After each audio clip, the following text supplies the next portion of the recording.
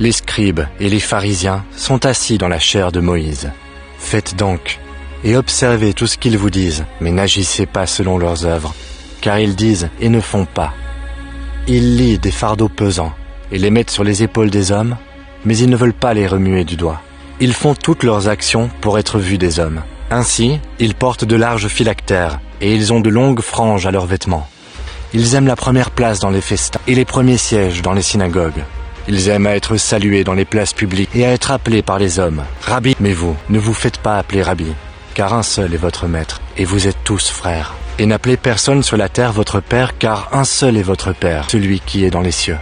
Ne vous faites pas appeler directeur, car un seul est votre directeur, le Christ. Le plus grand parmi vous sera votre serviteur. Quiconque s'élèvera sera abaissé, et quiconque s'abaissera sera élevé.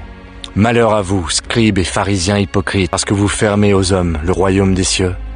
Vous n'y entrez pas vous-même, et vous n'y laissez pas entrer ceux qui veulent entrer. Malheur à vous, scribes et pharisiens hypocrites, parce que vous dévorez les maisons des veuves, et que vous faites pour l'apparence de longues prières. À cause de cela, vous serez jugés plus sévèrement. Malheur à vous, scribes et pharisiens hypocrites, parce que vous courez la mer et la terre pour faire un prosélyte. Et quand il l'est devenu, vous en faites un fils de la géhenne, 2 fois plus que vous. Malheur à vous, conducteurs aveugles, qui dites « Si quelqu'un jure par le temple, ce n'est rien. Mais si quelqu'un jure par l'or du temple, il est engagé. » Sensé et aveugle. Lequel est le plus grand, l'or ou le temple qui sanctifie l'or? Si quelqu'un, dites-vous encore, jure par l'autel, ce n'est rien. Mais si quelqu'un jure par l'offrande qui est sur l'autel, il est engagé. Aveugle, lequel est le plus grand, l'offrande ou l'autel qui sanctifie l'offrande? Celui qui jure par l'autel et par tout ce qui est dessus. Celui qui jure par le temple et par celui qui l'habite. Et celui qui jure par le ciel, jure par le trône de Dieu et par celui qui y est assis. Malheur à vous, scribes et pharisiens hypocrites, parce que vous payez la dîme de la menthe, de l'âneth et du cumin, et que vous laissez ce qui est plus important dans la loi, la justice, la miséricorde et la fidélité.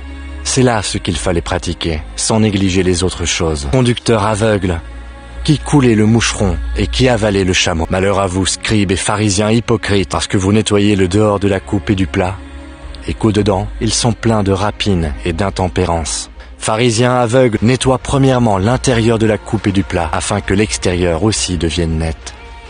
Malheur à vous, scribes et pharisiens hypocrites, parce que vous ressemblez à des sépulcres blanchis, qui paraissent beaux au dehors, et qui au-dedans, sont pleins d'ossements de mort et de toute espèce d'impureté. Vous de même, au dehors, vous paraissez juste aux hommes, mais au-dedans, vous êtes plein d'hypocrisie et d'iniquité. Malheur à vous, scribes et pharisiens hypocrites, parce que vous bâtissez les tombeaux des prophètes et ornez les sépulcres des justes, et que vous dites, si nous avions vécu du temps de nos pères, nous ne nous serions pas joints à eux pour répandre le sang des prophètes. Vous témoignez ainsi contre vous-même que vous êtes les fils de ceux qui ont tué les prophètes. Comblez donc la mesure de vos pères.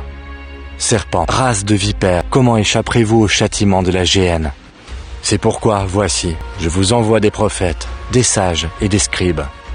Vous tuerez et crucifierez les uns, vous battrez de verges les autres dans vos synagogues, et vous les persécuterez de ville en ville, afin que retombe sur vous tout le sang innocent répandu sur la terre, depuis le sang d'Abel le juste, jusqu'au sang de Zacharie, fils de Barach, que vous avez tué entre le temple et l'autel.